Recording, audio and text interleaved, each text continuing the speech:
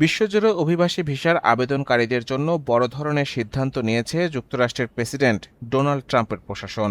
বিভিন্ন দেশের মার্কিন দূতাবাস ও কনসুলেটে নির্ধারিত অভিবাসী ভিসার সাক্ষাৎকার আপাতত স্থগিত করা হয়েছে।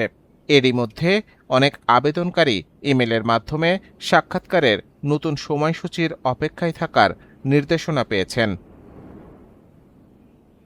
আন্তর্জাতিক বার্তা সংস্থা রয়টার্স জানিয়েছে, বিভিন্ন মার্কিন দূতাবাস ও কনসুলেটে যাদের সাক্ষাৎকার নির্ধারিত ছিল তাদের ইমেলে জানানো হয়েছে যে সাক্ষাৎকারের সময় পরিবর্তন করা হয়েছে।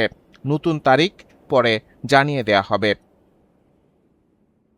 যুক্তরাষ্ট্রের পররাষ্ট্র দপ্তরের এক মুখপাত্র রয়টার্সকে জানিয়েছেন, বিশ্বজুড়ে সব মার্কিন দূতাবাস ও কনসুলেটে কনসুলার কর্মকর্তাদের জন্য একটি প্রশিক্ষণ কর্মসূচি শুরু হয়েছে। এই প্রশিক্ষণ সময়সূচির সঙ্গে সমন্বয় করেই সাক্ষাৎকারের সময় পুনর্নির্ধারণ করা হচ্ছে, যদিও এই প্রশিক্ষণের বিস্তারিত প্রকাশ করা হয়নি।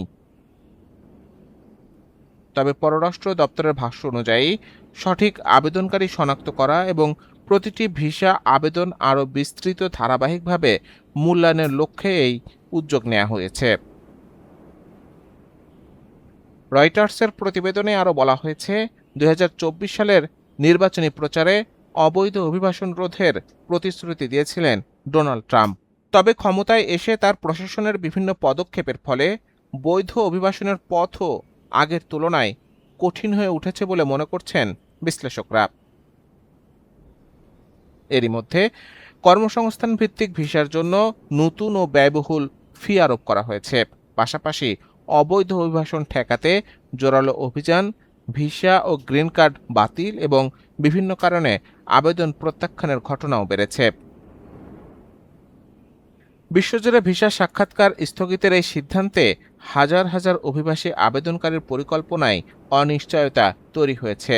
তবে মার্কিন কর্তৃপক্ষ জানিয়েছে, এটি সাময়িক ব্যবস্থা এবং প্রশিক্ষণ কার্যক্রম শেষ হওয়ার পর নতুন কর্মসূচি জানিয়ে দেওয়া হবে। পরিস্থিতির সর্বশেষ আপডেট জানতে আমাদের সাথেই থাকুন।